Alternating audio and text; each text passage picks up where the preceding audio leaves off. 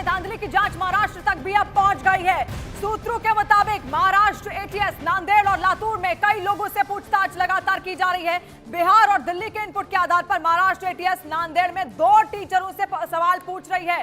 तो टीम पहुंची हुई है, एटीएस की टीम, और ऐसे में अब वहां पर पूछताछ की जा रही है। 2 टीचर अभी भी इनके शिकंजे में हैं और ऐसे में उनसे लगातार पूछताछ की जा रही है कि आखिर उनकी जो भूमिका थी इस पूरे मसले को लेकर वो क्या भूमिका रही है। और विवेक गुप्ता इस वक्त हमारे साथ फोन लाइन पर जुड़ रहे हैं। विवेक, क्या जानकारी इन 2 टीचरों को लेकर, किस तरीके की संलिप्तता है इनकी इस पूरे मामले को लेकर? शिवानी, आपको बताना चाहेंगे कि इस पूरे मामले में अब नीट कैंप का जो जांच है वो महाराष्ट्र तक पहुंच चुकी है। महाराष्ट्र एटीएस नांदेड़ और लातूर में कई लोगों से पूछताछ कर रही है और सूत्रों के मुताबिक नांदेड़ के 2 टीचर हैं, उनसे भी लगातार पूछताछ की जा रही है कि आखिरकार उनका रोल क्या था। और महाराष्ट्र एटीएस का साफ तौर पर कहना है कि सिर्फ उनके पास जो इनपुट्स मिले हैं उसको वो वेरीफाई कर रही है, लेकिन ये जो इनपुट्स हैं जो ऑल ओवर इंडिया में अलग अलग एजेंसी जांच कर रही है उसके आधार पर ये इनपुट महाराष्ट्र एटीएस को मिले हैं। और महाराष्ट्र एटीएस की टीम लातूर और नांदेड़ में कई लोगों से पूछताछ कर रही है। 2 टीचर जो हैं उनसे लगातार पूछताछ की जा रही है कि आखिरकार जो नीट एग्जामिनेशन में जो भी पूरा स्कैम हुआ है उनमें उनका क्या रोल है, कहां से उनके पास जो इनपुट्स आए थे उसको लेकर महाराष्ट्र एटीएस उन दोनों को जितने भी इनपुट्स है उन्हें वेरीफाई कर रही है। शिवानी, विवेक, ये जो 2 टीचर हैं किसी एक विशेष स्कूल के हैं या फिर अलग अलग स्कूलों के हैं? क्या इनके नाम है और कैसी भूमिका इनकी रही है इस पूरे पेपर लीक में? आज हमारे देखिए इस पूरे मामले में महाराष्ट्र एटीएस के अधिकारी ज्यादा कुछ तो नहीं बता रहे। उनका साफ तौर पर कहना है कि जो इनपुट्स उन्हें मिले हैं उसी के आधार पर वेरिफिकेशन प्रोसेस चल रहा है। उनसे पूछताछ की जा रही है कि आखिरकार उनका रोल इस पूरे मामले में है या नहीं है। इसलिए ये नांदेड़ में है, नांदेड़ के 2 टीचर हैं, उनसे लगातार पूछताछ की जा रही है। जैसे मैंने आपको बताया कि इनपुट्स के आधार पर ही उनके एटीएस वेरीफाई कर रही है सारे इनको।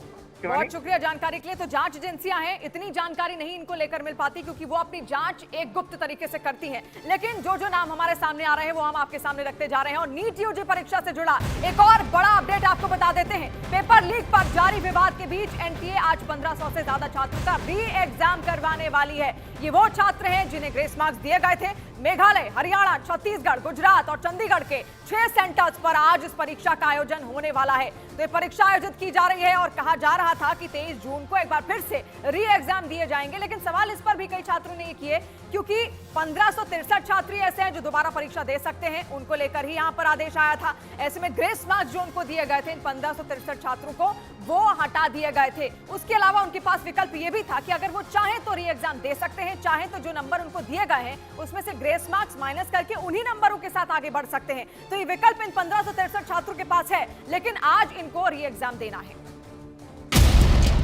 एनटीए आज फिर नीट यूजी की परीक्षा कराने जा रहा है। ये परीक्षा 1563 कैंडिडेट्स के लिए आयोजित की जा रही है। नीट यूजी परीक्षा का उन 6 शहरों में आयोजन किया जाएगा जहां समय के नुकसान के चलते छात्रों को ग्रेस मार्क्स दिए गए।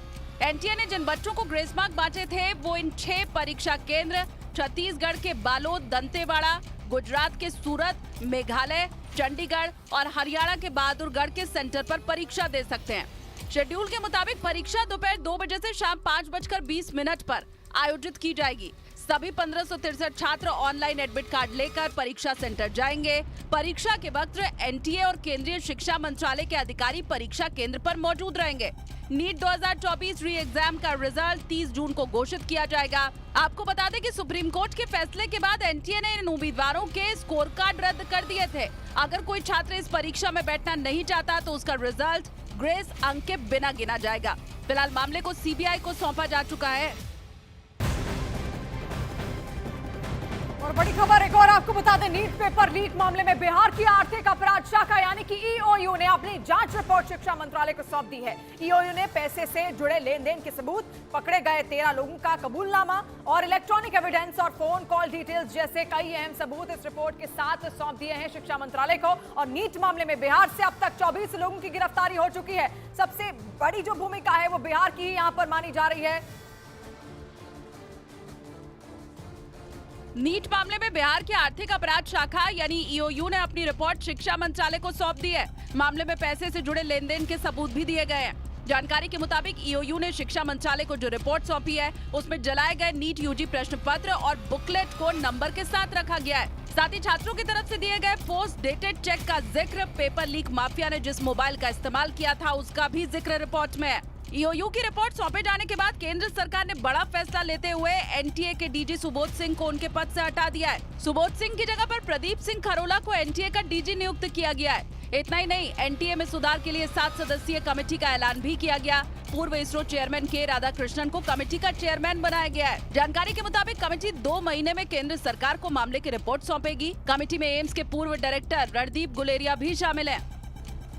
एनटीए के चीफ पर एक्शन हो गया। एनटीए के डीजी सुबोध कुमार सिंह हटा दिए गए हैं। नीट पेपर लीक केस में बिहार समेत देश के कई राज्यों में जांच एजेंसियों की छापेमारी जारी है, लेकिन नीट पेपर लीक का मास्टरमाइंड संजीव मुखिया का कोई सुराग अब तक नहीं हाथ लगा है। और नीट पेपर लीक में मुखिया का मुख्यालय कौन कौन संभाल रहा था, इस कहानी में कितने किरदार हैं, पूरी डिटेल आपको दिखाते हैं।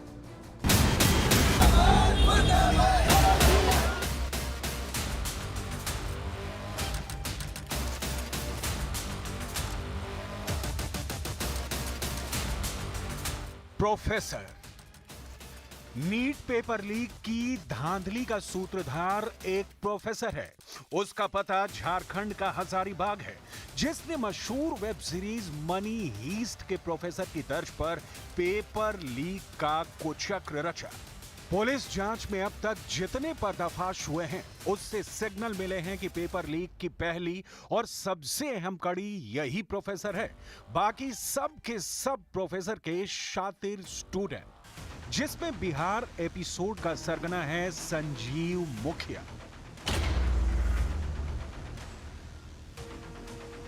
तारीफ बस इतनी भर कि 20 साल से पेपर लीक का किंग पिन है।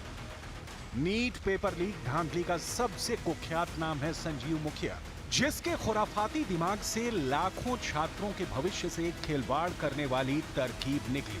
लेकिन नीट पेपर धांधली का सारा कुचक्र सिर्फ संजीव मुखिया के अकेले बूते भर की बात नहीं। इस गड़बड़झाले में संजीव मुखिया के साथ बराबर के साझीदार हैं। नीट पेपर लीक के सरगना ने ऐसा नेटवर्क बना रखा है जो किसी का भी दिमाग चकरा देगा।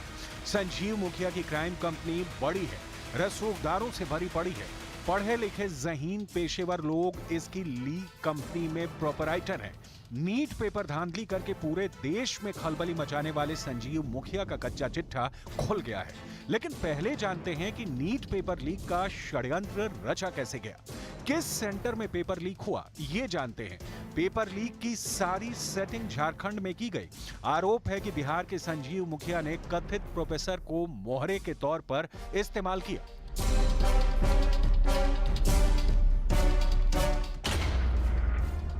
देखिए, सबसे पहले झारखंड के हजारीबाग के एक सेंटर से पेपर लीक हुआ और ये पेपर पहुंचा एक कथित प्रोफेसर के पास। इस प्रोफेसर के फोन नंबर से ही संजीव मुखिया के फोन पर पेपर भेजा गया और फिर रांची के रिम्स के 10 डॉक्टर और पटना के 2 सॉल्वर ने इस पेपर को सॉल्व किया। यानी कि पूरी टीम ने प्रश्न पत्र को देखकर उसका आंसर तैयार किया और फिर जब आंसर तैयार हो गया तो संजीव मुखिया ने आंसर और प्रश्न पत्र को चिंटू को उसके फोन पर भेजा। इसके बाद पटना में सवाल और जवाब का प्रिंट आउट निकाला गया और पटना में ही लर्न एंड प्ले स्कूल में जो अभ्यर्थी ठहरे थे, उन्हें परीक्षा से एक दिन पहले रात में सवाल और जवाब रटाया गया।